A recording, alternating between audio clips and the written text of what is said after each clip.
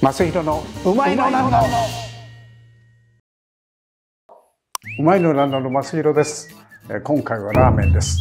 ラーメンといっても私東京から兵庫県尼崎の塚口というところまで行ってまいりました。ここにロックンビリースーパーワン島崎さんが作るラーメンに、日本中からプロの料理人までもうラーメンのお手本を食べに行こうという人でたくさん押し寄せる名店中の名店なんですが、彼は実を言いますと、関東で東京でやってらして、塚口に移ってるんですが、ラーメンの風雲児革命児、例えば鶏とお水だけで美味しいラーメンを作ってみよう。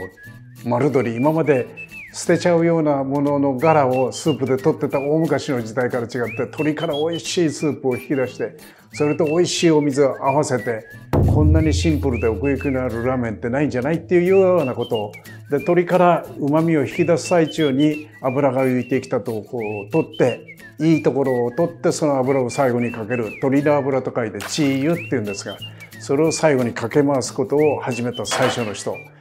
そこにラーメン屋さんのもうプロが食べに行ってみんな感動しショックを受け、日本中にそのチー油を使った醤油ラーメンっていうのを作り出してるんですが、その元祖っていうか作り手ですね。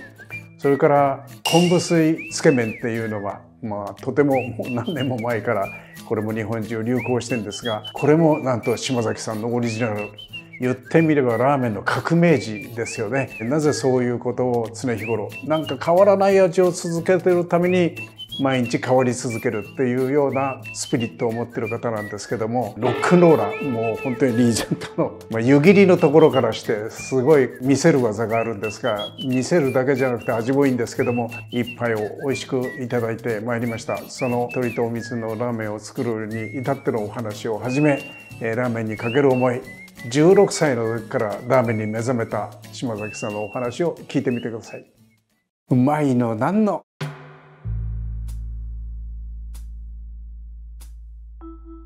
美味しくなーれと。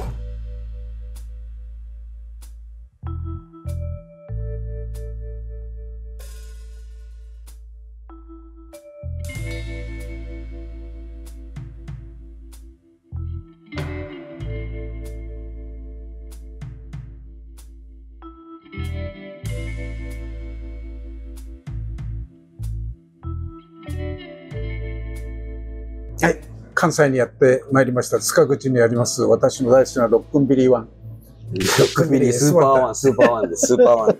もう島崎さんにお話を伺いたいと思います。実を言うと今この収録してるのその前に落語の話で盛り上がっちゃったんです。そうなんですよね。どうしてそんな昔のことをご存知なのかなと思って。多感な時期、10代の頃っていろんなものを吸収するじゃないですか。その時に落語もあったんですよ。あったんですか。あったんです。で、ラーメンはラーメンの影響は、だから山本さんの東京味のグランプリで食べ歩いて。相当前ですよ。そうですよ。まだ何にも、ラーメン本なんかなかった時代ですよね、あれね。はい。ピアとか、アングルだとか、そういうのの小冊子に、ラーメンとかカレーとか蕎麦とかが一つにまとめられて、ついてんのいい加減な地図見ながら、食べ歩きましたね。で、私の方はだからビジュアルじゃないんですよね。ラーメンの。そう。独自の写真は一つもない。文章で。文章で。はい。それを16の時から。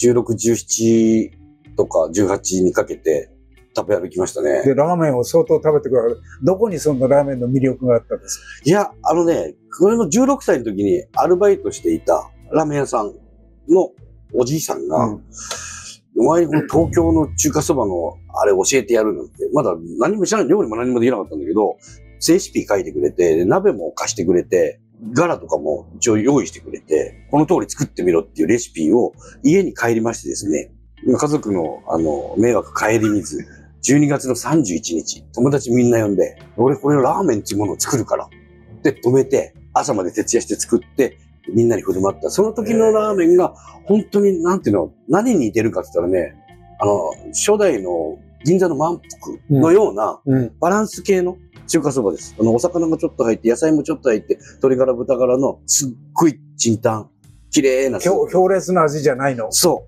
う。朝から食べれるみたいな。東京風っていうのは一歩手前に引いてる、控えめな。でも薄いじゃないんですよね。薄いんじゃない。薄いんじゃなくて、キレはあるんですよ。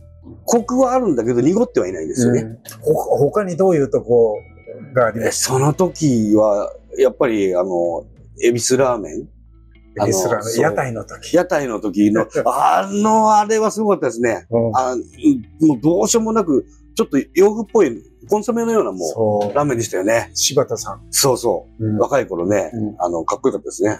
今風で言うとあっさりしてて、あんまりこう、具がごちゃごちゃしてなくて。まあもう、ほんとチャーシューとメンマとネギみたいので、取り留めのないような味なんだけど、忘れられない味。そうですね。春木屋さんだけはちょっと強烈でしたね。そうですね。あれですが、あとは、油が。あとは来週券のね、昔の頃。荻窪といえば丸福なんですけども。丸福。はいはいはい。僕はその味のグランプリで一軒だけ。そうですね。最初に三つ星、最初のね、本でね。もっとつけたかったんですけど、飛び抜けてたなと思って。で、そういう話をまたいつか伺いたいんですが、今日のお話を、アマロック、お醤油の味なんですけども、全然お醤油が表に出てこない。そのためには、元々の食材であるスープを作ってる食材と、お醤油と、麺から出てくる旨味と、それからチャーシューとかネギとかそういうものが全部、今最初に言われた東京ラーメンのとても大事な部分が、ちゃんと集約されてるのがあるから。それもちょっと身に染みてるんで、身に染みついてるから、やっぱりそれが作りたいんでしょうね。結局引き算で鶏しか使ってないじゃないですか。ロックンビリーで食べると、やっぱりどこにもないっていうことが、とても素晴らしいことだなと思うんですが。鶏一つで作るっていうのは、料理って足せばそれなりの味になってくる、重ねるとね。引き算で鶏しか使ってないっていう場合は、材料足すわけいかないから、結局水を考えたり、最初の水の温度は何度なんだとか、ここで沸騰寸前まで行ってって温度を測りながら、一つの鶏だけからいろんな旨味を出すという技術は進歩しますよね、多分。一個で感動させなきゃいけないわけだから、ただただ似てるだけじゃ多分平坦な。昔の人はそう考えないでやってます。昔の人は寸胴に入ったまま、俺は朝一で行くと薄くてうまいんだとかさ、この時間濃いんだぜなんていう。そんな感じですね。っていうのがあって、手加減、ね、腕加減がちゃんと分かってっからできちゃうんでしょうけども。で、どこにもないラーメンっていうのを目指されてた。目指すものはないですよ。これを目指して作ろうとは思ったことないです。だから、どこにもないものを作ろうっていうこと自体が無理があるじゃないですか、考えに。新しいことをやってやるぜっていうの無理があるじゃないですか。やってたら自然にそう言われちゃっただけです。やってるうちに到達地点がこうなった。そうですね。到達地点っていうか、まだまだ先に、線路って、駅はね、遠くなんですけど、線路が走ってる電車と例えると、これがだからお魚さん、豚さんを入れたら、電車じゃないものが、タクシーに変わったりするじゃないですか。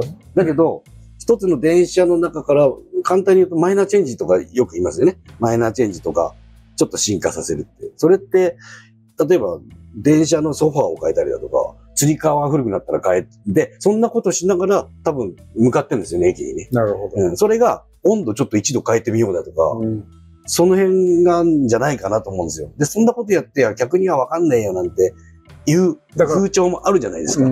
だけどこれ絶対わかるってことで、一つの丼に1ミリだけ変えたってお客さんは、これさ、この1ミリが変わったからうまくなったんぜとは思わない。だけど、その一つの丼に30個1ミリがあったら3センチになるんですよ。3センチになったら明らかに、美味しいね、とか、家に帰ってから気がつくでもいいんですよ。落語のうちでそういうのあるんでしょ？家に帰ってからふふって笑っちゃうような、あれでもいいんですよ。ボディーブローのように効いてくる。でも世の中は島崎さんがこう作り出したラーメンを、みんな真似するっていうか、コピーね、そういうのが巷に溢れてますよ。本人はどっかを参考にするなんていうことで食べ歩くなんてことはしないんですか？いや、個人的に趣味で食べるのは好きなので、それで食べに言いますけど、自分と同じようなラーメン食べちゃうと、真似をするということは裏ではやりますよね。ただそれを一人お金取ってこのお店で出すのは、個人的にはできない。できる人はいいんですよ、できる人で。だけど、ちょっと人の考えたものを、こう、あんまりできないですね。それすごく練習はします、練習は。でもシンプルなんだけど、とても深みがあるスープで、そこにチー油を加えようっていうところはどういうところかが初めてその16歳っていうラーメンを作った時に鶏の油が浮かんできた時のが感動したんですよ。鶏だけに鳥肌が立つとかそういうことじゃなくて、本当になんか感動したんですよね。料理も何もやったことない人間が初めて鶏から出た油を見て感動して、それからなんか鶏の油っていうのはなんかあったんじゃないですかね、一つ。で、作ってると出ますからね、油。その油は酸化する前に取り去ってしまって、いい状態で取り去って冷やして、またお客様に出すときに戻すっていう方法を使ってるんですけど。じゃあ素材そのものから出た旨味を全部破棄しないで戻す。そうです、そうです。そういうのフランス料理の発想と同じなんですよ。そうなんですか。だってやっぱり最後までいっちゃうとへたるんですよね。多分80度を超えて2時間から2時間半の間で酸化に向かって劣化するんですよ、油って。だから、その前の一番いい状態で取る。でもね、出たてじゃダメなんですよ。出たては新鮮だけどコクがない。だから、80度ぐらいからじわじわ出始めて、だいたいね、1時間半から2時間半の間で、こう味見をしながら、僕5分おきに味見したんです、最初。5分おきにずーっと油味見したらね、1ヶ月でね、10キロ近く太りましたよ。命がけです、で、そういうことをスープにもやれば、麺にも対して同じ思い、もしくはチャーシューに対しても同じ思い。そうですね。同じ思いっていうか、全部が一つにまとまっての味って考えてるんで、全部がこう、一緒ですね。チャーシューだけうまく作ろうとかすると、飛び出ちゃうんですよね。うちみたいな味だと。例えば、すごい濃い味付けで、1週間かかってなんとかって、もう出過ぎちゃうんですよね。だから、全部食べ終わった時に一つ。バランス、調和。それがやっぱ昔のラーメンってそんなありましたよね。確かに。どこが突出してるっていうのはない。とりわけて何がすごいっていうんじゃないんだけれども、まとまり方で言ったらすごく懐かしさと。だから単体ではただのパサパサのもものチャーシューなのに、この中華そば入れるとなんかバッチリ合ってしまうみたいな。味付けなかったですね。今、味のあるチャーシューが多すぎて、昔のように茹でたやつをお醤油だれの中につけたやつが懐かしい。あれがね、豚切ってくれってなんかあったじゃないですか、ラーメン屋っていう落語。言いますけさん、古今亭言いますけ。ありましたよね。おばあさん、豚切ってくれ。響きがいいじゃないですか。チャーシューっていうよりね。なるほど。じゃあもう一つ、穂先メンマを使うっていうのも。穂先メンマは、それは僕が発想じゃないですね。僕のはいましたよね。穂先メンマ使い始めた人。単純に、お先メンマ食べた時柔らかくて、うちのラーメンのあの感じだと、お酒メンマは非常に合うと思ったんですよ。僕、麺の細さにとってもいいかなと。で、味は、うちはもう淡白につけるじゃないですか。目立たないように。で、お酒メンマやったら、ビジュアル的にもこういう風になってる。今、結構みんなやってますけど、で、手を動かさなくて1本でいいじゃないですか。7本だとこう7つ飾らないといけないけど、1本だとこれで、とか済んじゃうから、まあ、いろんな意味も加味して、穂先メンマになった。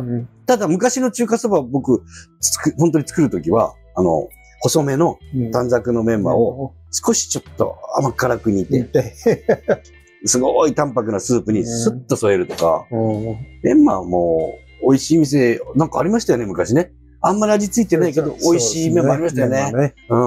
じゃあ、いつかなんか、ノスタルジックな、島崎さんの東京ラーメンにオマージュするのをいただいてみたい。ぜひぜひ。これ今度話が全然尽きないんですけど、この後撮るってんじゃなくて、また何ヶ月か置いて、こちらに伺って、またお話が尽きないので。終わっちゃうんですか？今日はおしまい。この後ちょっとカットしてまた落語の話。はい、わかりました。ありがとうございます。ありがとうございます。うまいのなんの、美味しくいただきました。島崎さん、実を言いますと、もう私は昔々テレビに出た探検レストラン、よくご覧になってて、荻窪の作新の再建物語とか、まあ私以上に細かいことを覚えられてるんですが、落語にもとても興味をお持ちで、増弘さん、うまいのなんのって、昔金馬が三遊亭金馬ですね、仙台の。三遊亭金馬の目黒のさんまの中にうまいのなんのっていうのが出てくるんで、あそこから取ったのって言われてしまったんですが、金馬の目黒のさんまをもう一回聞いてみないといけないなっていうぐらいに、きちんとこのうまいのなんのを見てくださってます。まだまだ他にお話が山ほどありまして、昆布水つけ麺なんかについてはもっともっと詳しいお話をいつかまたお聞きしたいと思います。